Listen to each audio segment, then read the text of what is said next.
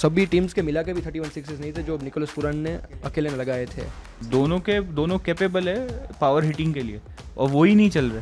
We will see सभी bowlers right arm round आके उनको फुल लेंथ डाल रहे हैं। 27 करोड़ का बोझ नहीं सह पाए ऋषभ पंत।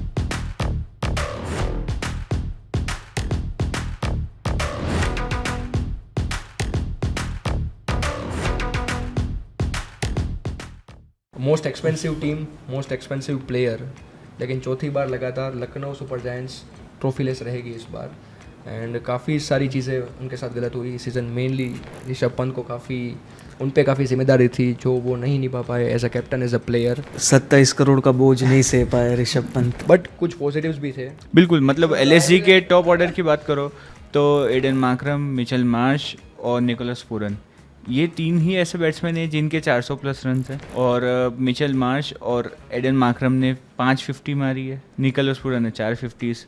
उसके बाद इनका कोई भी, हाँ, और एक और बैट्समैन है आयुष बदोनी जिनके 300 प्लस रन है। तो एवरी सीजन होते हैं पर वो हाईलाइट ही नहीं होते। राइट, अब ये जो 4 बैट्समैन है इसके बाद इनका कोई भी बैट्समैन 200 क्रॉस नहीं किया। सभी वो सबको कसम दे के भेज रहे हैं कि अगर बल्ला घुमा दिया तो मतलब अगले साल तुम नहीं हो टीम में। पता नहीं क्या चल रहा है। उससे भी सरप्राइजिंग बात ये थी कि मिचेल मार्श बिल्कुल फॉर्म में नहीं थे बिफोर IPL। और अगर उनका IPL का रिकॉर्ड भी देखो तो 2022 उनका सीजन अच्छा था।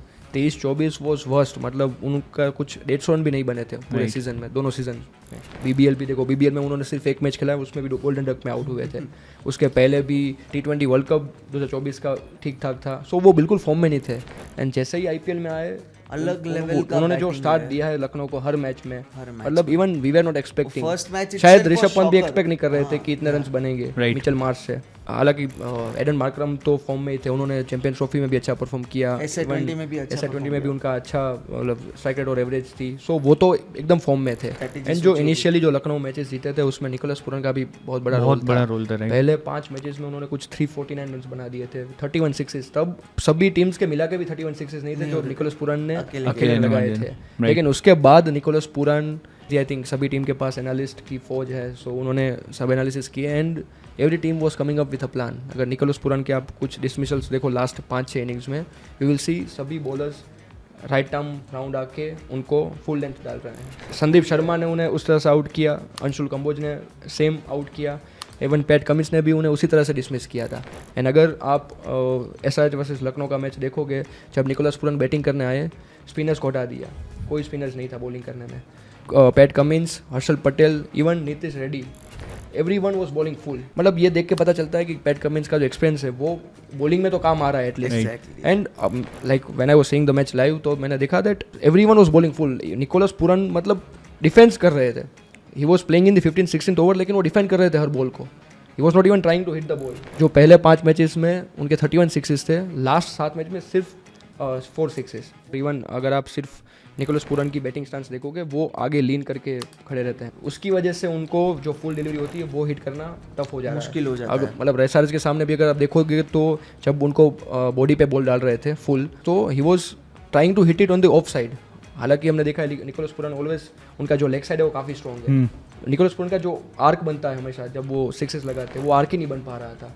सो प्लान तो था बट एग्जीक्यूट करना भी एक अलग बात है। राइट, उसी की वजह से आई थिंक 2-3 मैचेस जो LSG हारी है, कहीं ना कहीं निकोलस पूरन का जो फॉर्म गया है लास्ट 7 मैचेस में, उसकी वजह से भी उनके पॉइंट गए हैं। जब लखनऊ को स्टार्ट अच्छा मिलता है तब वो डेथ ओवर्स में मैच को कन्वर्ट नहीं कर पाते बड़े स्कोर की तरफ, क्योंकि वो फिनिश नहीं कर पाते, ही आउट हो गए होते हैं। राइट, और 2-3 मैच में, एक मुंबई का मैच है जिसके अंदर उनके लास्ट 5 ओवर में 30 रन भी नहीं है। मतलब लास्ट 5 ओवर्स LSG का 10 की रन रेट से ही चल रहा है, मुश्किल से 50 रन जा रहा है। हम गुजरात टाइटंस की बात करते थे दैट गुजरात टाइटंस के पास टॉप ऑर्डर है, उनका मिडल ऑर्डर अभी टेस्ट नहीं हुआ, लेकिन LSG का पूरा मिडल ऑर्डर टेस्ट हो गया इस सीजन में। किसी भी प्लेयर का आई डोंट थिंक 150 से भी ज्यादा रन होंगे पूरे सीजन में।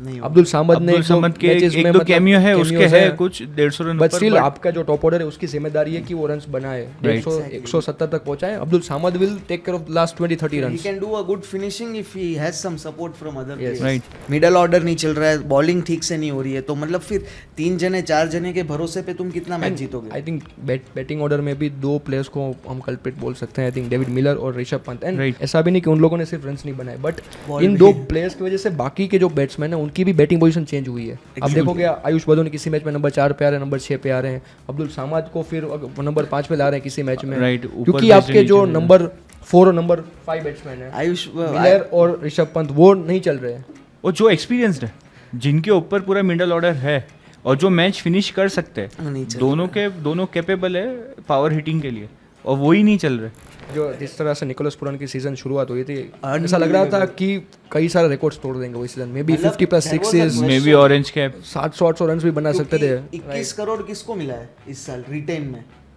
विराट कोहली, हेनरी क्लासन, उसके बाद निकोलस पुरन को जो इतनी मतलब he already knew it that he is gonna do something and he did good। थोड़ा आउट ऑफ फॉर्म हो गए या थोड़ा उनका वीक पॉइंट्स दूसरे टीम्स को पता चल गया है, बट स्टिल 400+ रन मारा है, तो भाई सक्सेसफुल सीजन ही रहा है भाई तीनों के लिए। तीनों ने अपना बेस्ट कंट्रीब्यूट किया है एलएसजी के लिए। बिल्कुल। और तो एक और हाईलाइट वाली बात ये है कि जो भी बैट्समैन थे सारे ओवरसीज है, मतलब एलएसजी के कोई इंडियन बैटर आयुष बदोनी के अलावा कोई इंडियन बैटर परफॉर्म ही नहीं किया, कोई इतना रिलायबल बैटर था ही नहीं, पूरा के पूरा सिर्फ पंत के भरोसे ही थे इंडियन बैटिंग लाइनअप। 27 करोड़ में 3 अच्छे इंडियन बैट्समैन आ जाते हैं, राइट।